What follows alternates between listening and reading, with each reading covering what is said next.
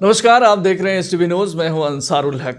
मौजूदा समय में पूरी दुनिया एक बार फिर से कोरोना की तीसरी लहर से दो चार हो रही है और ख़ास बात यह है कि भारत भी इससे छूता नहीं है और भारत में भी कोरोना ने ज़बरदस्त तरीके से धमाल मचाना एक तरह से आप कह सकते हैं कि शुरू कर दिया है। पाबंदियों का दौर शुरू हो गया है। ख़ास तौर से बिहार में भी, अगर बिहार की हम बात करें तो बिहार में भी कोरोना के बहुत सारे केसेस मिलने लगे हैं, जिसमें ओमिक्रॉन जो लेटेस्ट वेरिएंट है कोरोना का, उसके भी अच्छी खासी तादाद में मिलने शुरू हो गए हैं। तो इस वजह से बहुत सारी पाबंदियां बिहार सरकार ने भी आयद की है। कल से आपने देखा होगा खबरों में भी कि पाबंदियों को जो है, जो के नियम है उसके अनुपालन के लिए बहुत तरह की कोशिशें भी हो रही हैं और एक तरह से पूरा अमला, स्कूल भी बंद हो गए हैं, मॉल्स भी बंद हो गए हैं और दुकान को खोले जाने की जो निर्धारित समय सीमा है उसको भी तय कर दिया गया है। तो कुल मिलाकर के एक वही मंजर फिर से दोहराता हुआ नज़र आ रहा है। तो कोरोना जो कि पहले साल, दूसरा साल, अब ये तीसरे लहर की बात हो रही है। तो कोरोना के वजह से ज़िंदगियां किस तरह से गुजर रही है, लोगों के मानसिक स्थिति पे क्या कुछ प्रभाव डाल रही है, ये सब जानने के लिए आज हम पहुंचे हैं मोतिहारी के स्टोन क्लिनिक में और यहाँ मनोचिकित्सक डॉक्टर हेमंत कुमार हमारे साथ हैं। सर, बहुत बहुत स्वागत है एसटीवी न्यूज़ पर आपका। पहला सवाल मैं आपसे यही जानना चाहूँगा कि ये जो एक अलग तरह की दुनिया में जो लोग जी रहे हैं, इसका लोगों की मानसिक स्थिति पे क्या प्रभाव पड़ रहा है? सबसे पहली चीज़ ये है कि कोरोना एक ऐसी महामारी के रूप में हमारे बीच आई है जिसने हमें सभी मोर्चों पर परेशान किया है। ये मसला अब सिर्फ स्वास्थ्य का नहीं रह करके इससे कहीं आगे हमारे समाज में कई तरह की समस्याओं को जन्म दिया है। पहली शुरुआत जब हुई थी तो इसने एक व्यापक रूप में भय पैदा किया था हमारे अंदर, सबों के अंदर। उस भय के वजह से कई तरह से हमारा नुकसान हुआ। कई चीज़ों को लेकर के या तो हम ओवर रिएक्टिव हो गए, बहुत सारी परेशानियां हुई जो सही ढंग से इसको टैकल कर नहीं पाए। लोग जहां थे वहीं रुक गए, समस्याएं कई स्तर पर आईं। तो शारीरिक बीमारी के साथ साथ लोगों के अंदर ये भय कई रूप में निकला। मुख्य रूप से ये एंजाइटी और डिप्रेशन नामक दो बीमारी के रूप में निकला। कई बार क्या हुआ कि जो लोग बीमार हुए उन्हें लंबे समय तक एकांतवास या आइसोलेशन को झेलना पड़ा। उस आइसोलेशन में जो एक सपोर्ट होता है, वो मानसिक और शारीरिक सपोर्ट या व्यवहारिक सामाजिक सपोर्ट, वो सारी चीज़ें कम हुई और इसके वजह से उनके मानसिक स्वास्थ्य पर, सदमा पर, उन्हें तो कई बार लगा कि शायद समाज में या परिवार में उनका कोई अपना है ही नहीं जो इस बीमारी की स्थिति में हमें अगर छोड़ सकता है। तो ये एक फीलिंग आई। मकसद ये था कि बीमारी न फैले, इसलिए उन्हें एकांतवास में दिया गया, लेकिन उनके अंदर ये लगा कि शायद उनका कोई अपना है ही नहीं। इस भय ने, एक अनचाहे भय ने उनके अंदर एंजाइटी और डिप्रेशन पैदा किया और कई सारे लोग जो पिछली बार बीमार हुए थे अभी तक उन चीज़ों से कमजोरी के रूप में, थकान के रूप में, नींद अच्छी तरह से नहीं आने के रूप में या उन चीज़ों का, उन अनुभवों का भय के रूप में आज तक वो समस्याओं से पीड़ित हैं। तो कहीं ना कहीं ये चीज़ें आज भी साथ चल रही है। एक बड़ा वर्ग, चूँकि बहुत सारी चीज़ें, उद्योग धंधे और इमिग्रेशन जो रिवर्स डायरेक्शन में हुआ उसके वजह से बहुत सारे लोगों के रोज़गार चले गए। बहुत सारे लोगों को जो पे करने की या खरीदने की क्षमता थी वो प्रभावित हुई है।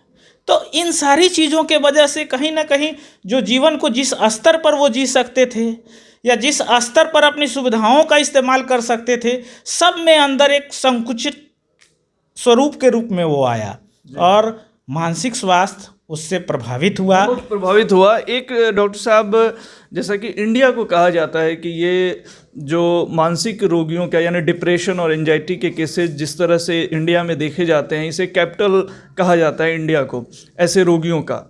तो मौजूदा समय में जो ये सब हालात बने हैं, इसमें आप डे टू डे अपने प्रैक्टिस में क्या देख रहे हैं? क्या उसमें तब्दीली आई है? कितना इजाफा हुआ है? आपने बिल्कुल सही बताया कि डिप्रेशन, WHO ने भारत को depression capital of the world कहा है। इसका वजह है ये कि आज के समय में अगर सर्वे के हिसाब से कैलकुलेट किया जाए तो भारत में डिप्रेशन के मरीजों की संख्या 5 करोड़ के आसपास है। ये संख्या अपने आप में बहुत बड़ी है।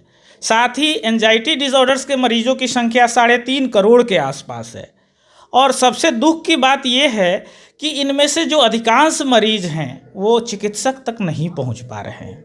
लोगों को या तो इन बीमारियों के लक्षणों की समझ नहीं है, या मानसिक रोगों के प्रति एक जो स्टिग्मा है, एक जो नकारात्मक धारणा है, उसके वजह से वो मानसिक चिकित्सक के पास जाना नहीं चाहते हैं, जिसके वजह से ये जो अलग तरह के चिकित्सकों के पास जाते हैं, अलग अलग स्पेशलिस्ट के पास जाते हैं, तो इनके इलाज का खर्च भी बहुत ज़्यादा है और सही ढंग से इनका इलाज भी नहीं हो पाता है। सबसे मुख्य बात हम लोगों ने इधर जो नोटिस की है, छोटे शहर के मनोचिकित्सक होने के नाते मैं ये एक बात कहना चाहता हूँ कि मेरे पास जो मरीज आते हैं वो कई सुपर स्पेशलिस्ट, बड़े बड़े नामी चिकित्सकों के यहाँ जाते हैं, बहुत सारी जांचें कराई गई होती हैं, बहुत सारा पैसा उनका खर्च हो गया होता है, लेकिन उनकी जो असली बीमारी है, जो एक मामूली बीमारी है, साधारण बीमारी है, कॉमन मेंटल डिसऑर्डर जो डिप्रेशन और एंजाइटी है, उसका उचित इलाज नहीं हुआ होता है। उदाहरण के तौर पर 2 एग्जाम्पल मैं बताऊंगा कि एंजाइटी के मरीजों में एक समस्या होती है कि उनको अपना ही धड़कन पता चलता है, पल्पिटेशन की समस्या। इसको लेकर के अक्सर वो कार्डियोलॉजिस्ट के पास जाते हैं और कार्डियोलॉजिस्ट उनका बहुत सारा डिटेल में इन्वेस्टिगेशन या जांच करते हैं। इसमें मरीज का बहुत पैसा खर्च होता है, लेकिन असली बीमारी, वो घबराहट की बीमारी का उस जांच से कोई लेना देना है नहीं। उसके बाद जो चिकित्सक होते हैं हार्ट के, वो कहते हैं कि आपको कोई बीमारी नहीं है। बीमारी तो उन्हें है, लेकिन ये बीमारी हार्ट की नहीं है, ये साधारण घबराहट की बीमारी है, एंजाइटी डिसऑर्डर है। इसी तरह से कुछ मरीज जिनको गैस की समस्या होती है, उसमें ज़्यादातर लोग इस तरह के होते हैं जो फंक्शनल इलनेस के होते हैं, डिस्पेप्टिक इलनेस जो होते हैं। ज़्यादातर के केसेस में एंजाइटी के वजह से उनकी आंत की जो चाल होती है कम या ज़्यादा होती है, और ऐसे मरीज गैस्ट्रोएंटरोलॉजिस्ट के पास सालों साल दौड़ते रहते हैं, बहुत सारी जांच, बहुत सारा खर्चा, भीड़ लगाए रहते हैं, लेकिन वो ठीक नहीं होती है। आपके हिसाब से बीमारी की सही जो सिम्टम्स हैं वो उसकी सही समझ के साथ साथ जो है सही जगह पे भी पहुंचना ज़रूरी है। किन किन मामलों में एक साइकेट्रिस्ट के पास जो है एक मनोचिकित्सक से सलाह लेने के लिए ज़्यादा ज़रूरी है? देखिए, जो 2 तरह की मानसिक रोग हैं, जो गंभीर मानसिक रोग हैं, जिनको पुराने समय में साइकोसिस या पागलपन कहा जाता था, उसके लक्षण समाज में सभी लोग पहचान लेते हैं कि इस तरह के मरीज को साइकेट्रिस्ट के पास जाना है। लेकिन जो साधारण बीमारियां हैं, कॉमन मेंटल डिसऑर्डर्स है, उसमें लोगों को समझ अभी कमी है। पहली जो साधारण मानसिक रोग में डिप्रेशन है, उसके साधारण लक्षण हैं कमजोरी, बिना किसी शारीरिक बीमारी के कमजोरी लगातार बना रहता है, काम में मन नहीं लगता है, खुश नहीं रहता है कोई व्यक्ति, घबराहट, बेचैनी महसूस कर रहा है, नींद और भूख में कमी आ गई है।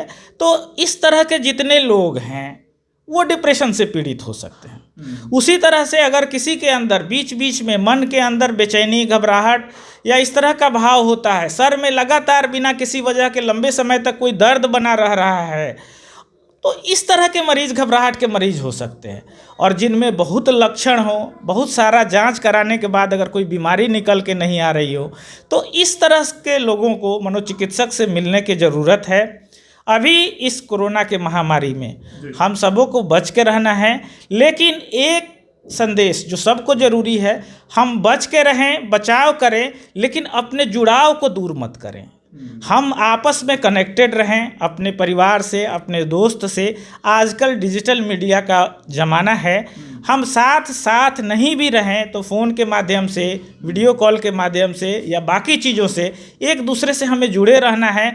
हमें बात करना है, हम अपनी पॉजिटिविटी को बनाए रखना है, हमें रेगुलर नियमित एक्सरसाइज करना है, अच्छा खाना है और स्वस्थ सोच को बनाए रखना है। स्वस्थ सोच को बनाए रखना है। मैं आपको बता दूं कि जैसा कि डॉक्टर साहब भी कह रहे हैं कि पॉजिटिव सोच बनाए रखनी है। और एक बात की जो है बार बार चर्चा होती है सोशल मीडिया के माध्यम से, कई लोग इस चीज़ पर भी आरोप लगाते हैं कि ये सोशल डिस्टेंसिंग जो नाम दिया गया है ये ज़्यादा सूटेबल नहीं है, इसको फिजिकल डिस्टेंसिंग करना चाहिए। मेरे ख्याल से डॉक्टर साहब आप इससे सहमत हैं? बहुत सहमत हैं आपकी इस बात से। ये सिर्फ फिजिकल डिस्टेंसिंग है, हमें आपस में जुड़े रहना है, अपनी भावनाओं को एक दूसरे से जोड़ के रखना है, सबों का मदद करना है, सबके लिए अच्छी सोच रखनी है, समाज के प्रति, देश के प्रति एक हमेशा समुचित और पॉजिटिव नज़रिया रखना है, जिससे समाज विकास करे, हम भी विकास करें और पूरा देश विकसित हो। ये हमारा संकल्प होना चाहिए।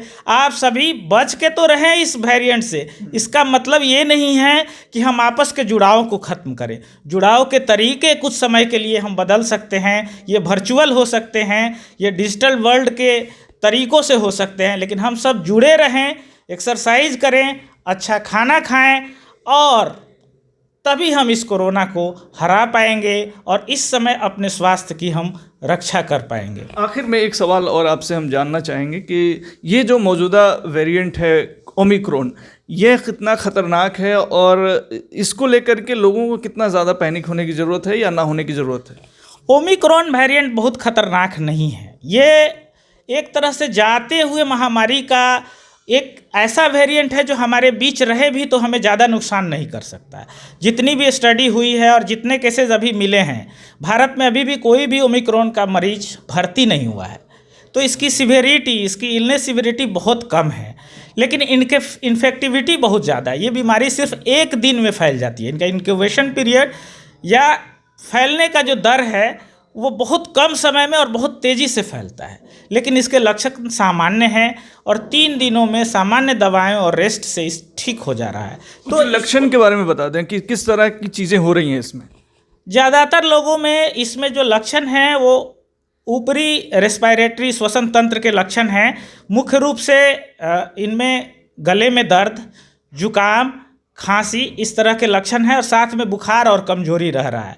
इन लक्षणों में ज़्यादातर में ऑक्सीजन की ज़रूरत नहीं होती है, फेफड़े में इन्फेक्शन नहीं होता है, तो हमें ज़रा सा भी पैनिक मचाने की ज़रूरत नहीं, लेकिन रेस्ट की बहुत ज़रूरत है। जैसे हमें ये लक्षण दिखाई दे, हम टेस्ट कराएं, हम हल्की दवाइयाँ लें और आराम करें, जिससे हमारा शरीर खुद ब खुद इससे रिकवर करने में समर्थ है।